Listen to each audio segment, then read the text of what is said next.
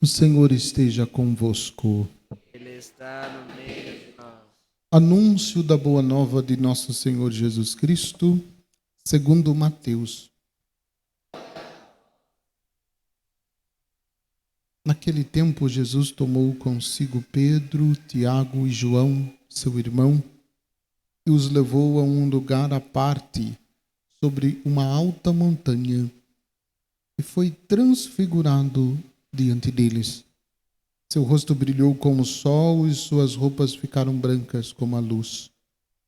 Nisto apareceram-lhes Moisés e Elias, conversando com Jesus. Então Pedro tomou a palavra e disse: Senhor, é bom ficarmos aqui. Se queres, vou fazer 3 tendas. Uma para ti, outra para Moisés e outra para Elias. Pedro ainda estava falando quando uma nuvem luminosa os cobriu com sua sombra, e da nuvem uma voz dizia: Este é o meu filho amado, do qual eu pus todo o meu agrado. Escutai-o. Enquanto ouviram isto, os discípulos ficaram muito assustados e caíram com o rosto por terra. Jesus se levantou, tocou neles e disse: Levantai-vos, não tenhais medo. Os discípulos ergueram os olhos e não viram mais ninguém, a não ser somente Jesus. Quando desciam da montanha, Jesus ordenou-lhes: Não conteis a ninguém esta visão, até que o Filho do Homem tenha ressuscitado dos mortos. Palavra da salvação. As palavras do Santo Evangelho perdoem os nossos pecados. Podem sentar um pouquinho?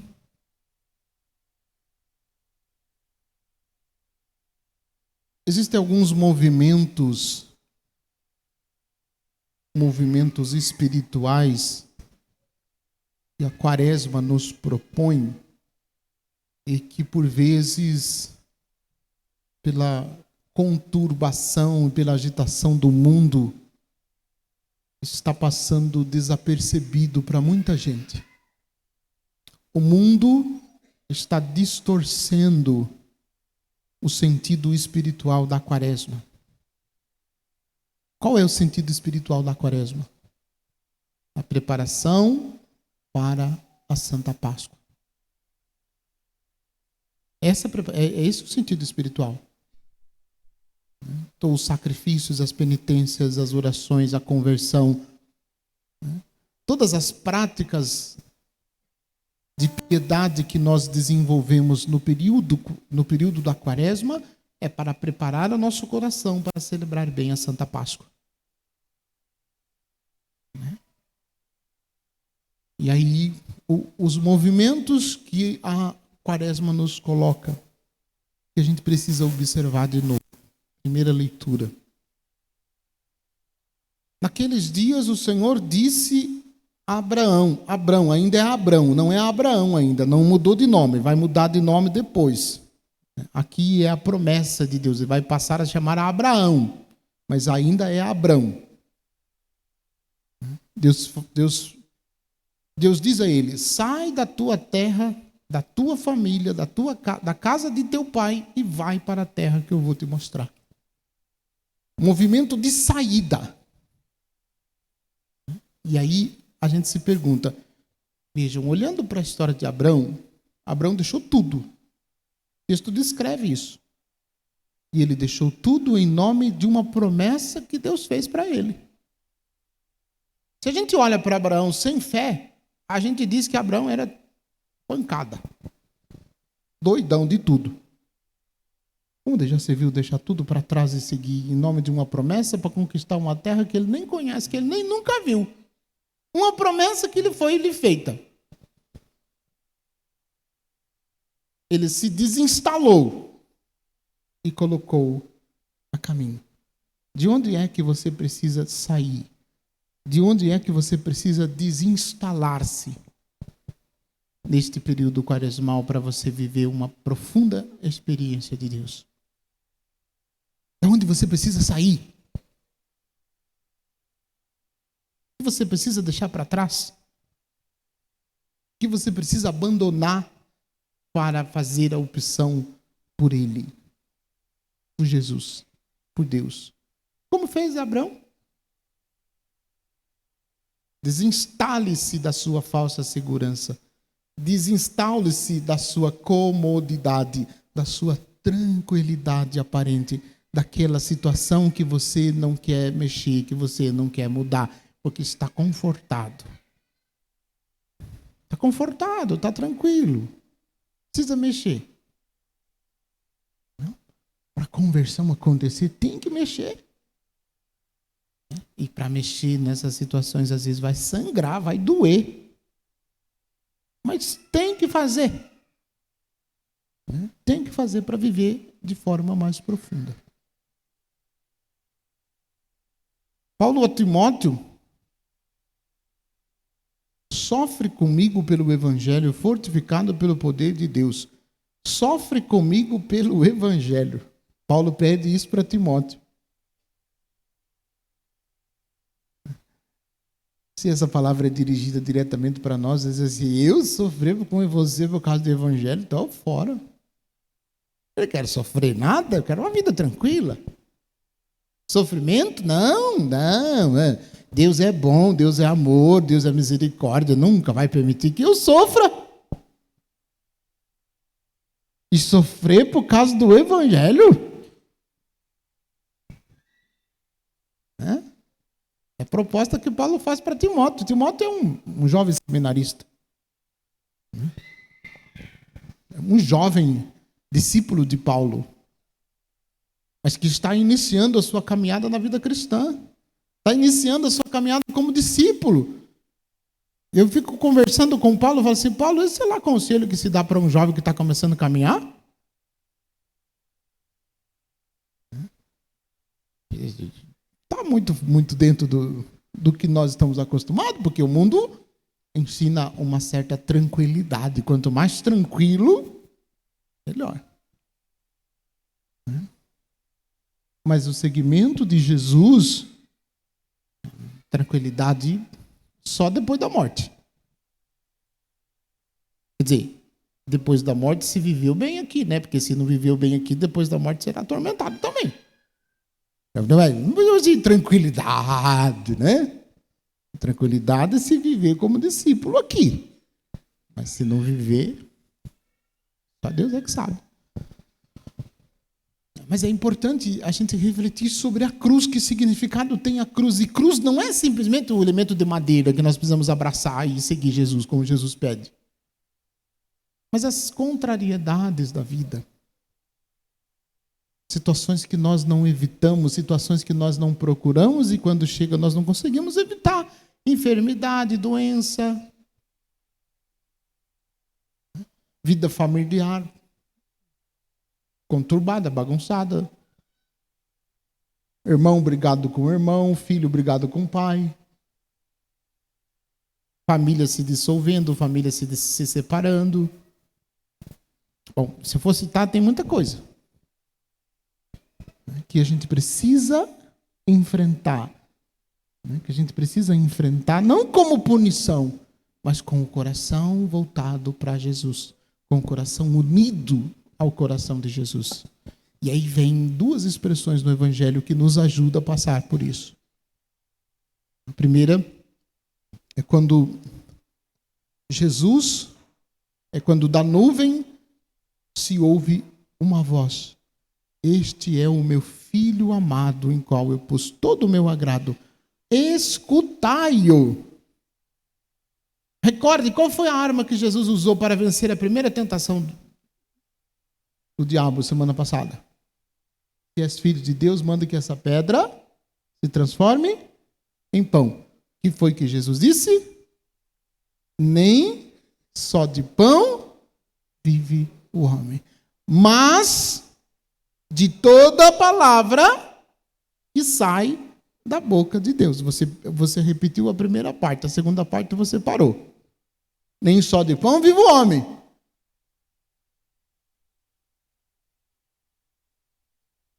De toda a palavra que sai da boca de Deus. Não pode escolher Não pode. Ah, essa palavra sim, essa outra não. Essa aqui sim. Essa é muito difícil, essa é muito dolorida.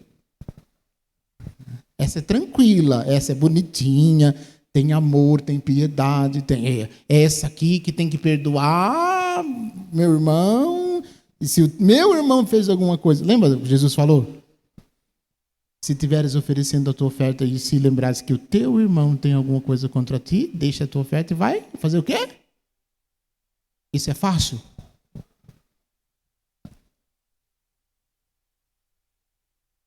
Então, tudo que Jesus disse, toda palavra, escutai o que ele diz, escutai tudo. Tudo é o que estou colocando, não está no Evangelho, mas é verdade, é tudo. Porque não dá para escutar uma coisinha só e depois a gente vai no supermercado, né? Pega lá macarrão, arroz, feijão, óleo. E eu aceito isso, de outras coisas eu não aceito. Não tem como. Ele disse, a palavra dele é palavra de vida e palavra de salvação, vai dizer Pedro lá no capítulo 6 do Evangelho de João. No discurso de Jesus sobre o pão da vida. A quem iríamos, Senhor? Só tu tens palavra de vida eterna. Então, este é o meu filho amado, escutai-o. Escutai-o. E ele diz, e ele fala. Sutilmente, mas ele fala. Se você não prestou atenção, pronto, já perdeu. Ele fala. Nas entrelinhas. Ele fala mais quando ele não fala. Ele fala mais quando ele está em silêncio. Quando ele está em silêncio, ele fala ainda mais. E a gente acha que ele não está ouvindo, que ele não está falando, mas ele está falando mais. É a gente que não sabe escutar. Então, este é o meu filho amado, escutai-o. E a outra palavra que eu vou citar do Evangelho, quando os discípulos fazem a experiência maravilhosa da transfiguração. Foi tão bonita que Pedro quis ficar lá. Estava pensando hoje de manhã e falei para o povo de manhã. Mesma coisa aconteceu conosco no retiro. Eu queria ficar lá no retiro. Eu não queria voltar mais do retiro, não. Estava tão bom lá. Estava tão gostoso. Tem 300 capelas para a gente rezar. Uma cama maravilhosa que abraça a gente e não larga mais. Tem até ar-condicionado no quarto. Imagina, você vai para um lugar para rezar, passa tudo isso. Você quer voltar? Eu não, queria ficar lá. Mas eu não tinha nem jeito, porque eu estava de carona. Eu tinha que voltar, não tinha jeito. Eu estava de carona, não podia nem ficar. Se eu estivesse sozinho, eu ficava, mas eu estava de carona. A experiência foi tão boa, tão boa. Pedro vislumbrou com aquela experiência e disse, Senhor, é bom estarmos aqui. Se queres, vou fazer 3 tendas. Uma para ti, outra para Moisés e outra para Elias. Ele dormia no chão, dormia na grama, dormia na pedra, sei lá onde. Ele queria fazer 3 tendas, para Jesus, para Elias e para Moisés. Quando ouviram isto, os discípulos ficaram muito assustados, caíram com o rosto em terra, e Jesus se aproximou, tocou neles e disse, levantai-vos e não tenhais medo. Pronto, quando Jesus chama eles levantam, olha, não tem mais ninguém lá, só está Jesus. Aquele mistério da glória de Deus que foi revelada desapareceu. Não está mais ali. Aí vem a proibição de Jesus, que eu acho uma proibição um pouco desnecessária. Jesus diz, não conteis a ninguém esta visão. Mas, por que não conta? Até que o Filho do Homem tenha ressuscitado dos mortos. Até que o Filho do Homem tenha ressuscitado dos mortos. Então vejam, a experiência dessa transfiguração é para que os discípulos não se escandalizassem da cruz.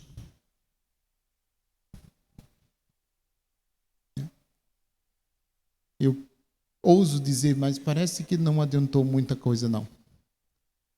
Porque na cruz, quem que ficou do lado da cruz de Jesus? Dos 3 que tiveram uma visão. Só ficou João. Só um. Os outros sabe-se lá Deus onde foram parar. Então, isso nos traz uma lição muito grande.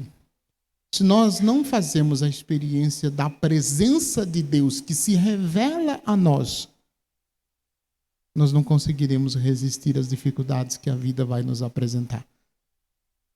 E eu digo e repito, se você consegue passar por uma vida inteira sem nenhum tipo de sofrimento, sem nenhum tipo de contrariedade, viver tranquilamente sem nada disso, me passa a receita que eu quero aprender.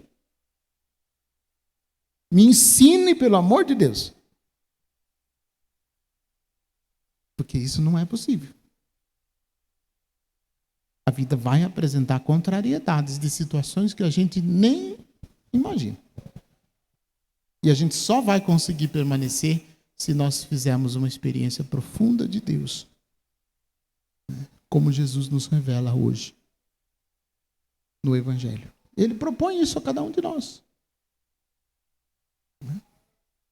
Como dizia Santo Agostinho, o velho Santo Agostinho: tenho medo do Cristo que passa, me oferece uma graça, eu lhe digo que não. Tenho medo do Cristo que passa, me oferece uma graça, e eu lhe digo que não. Se perdemos a oportunidade de aprofundar a nossa experiência com Deus, os nossos exercícios espirituais, as nossas penitências, até mesmo a nossa oração, ela vai simplesmente ser por obrigação e vai ser uma coisa cansativa que daqui a pouco a gente já esqueceu o que a gente prometeu de penitência, que daqui a pouco a gente já não está encontrando tempo para rezar, que daqui a pouco a gente já não encontra mais motivo para ir na missa, daqui a pouco a gente já não encontra mais motivo para ler a Bíblia, daqui a pouco a gente já não encontra mais motivo para confessar, daqui a pouco a gente está...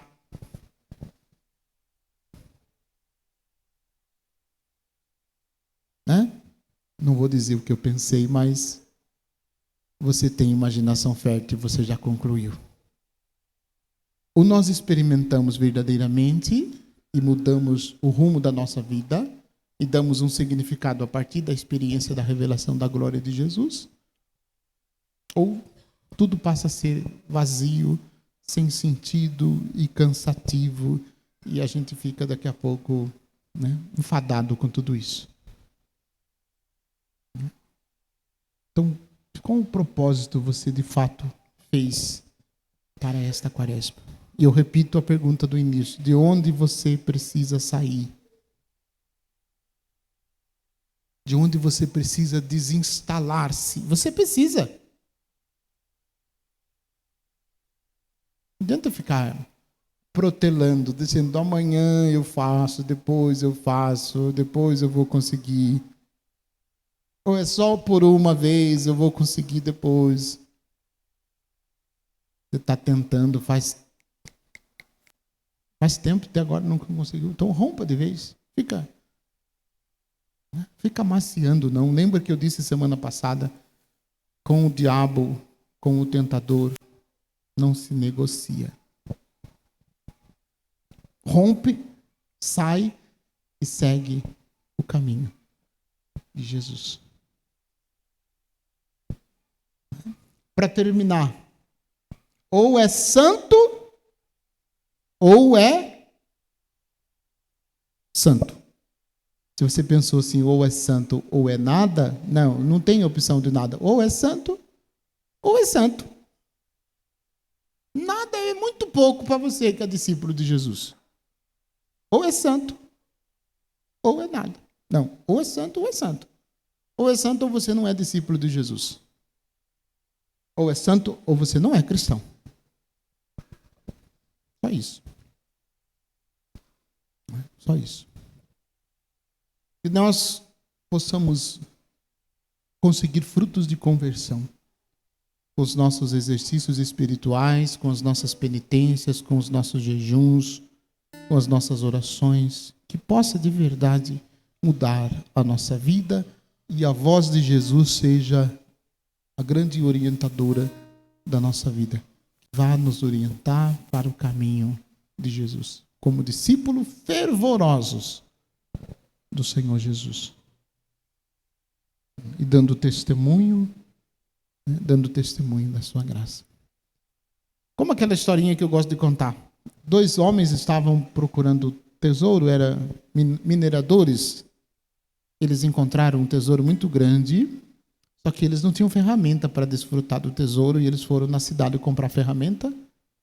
E quando eles estão comprando a ferramenta, um diz para o outro, olha para o outro e diz assim: escute, você contou para alguém do nosso tesouro?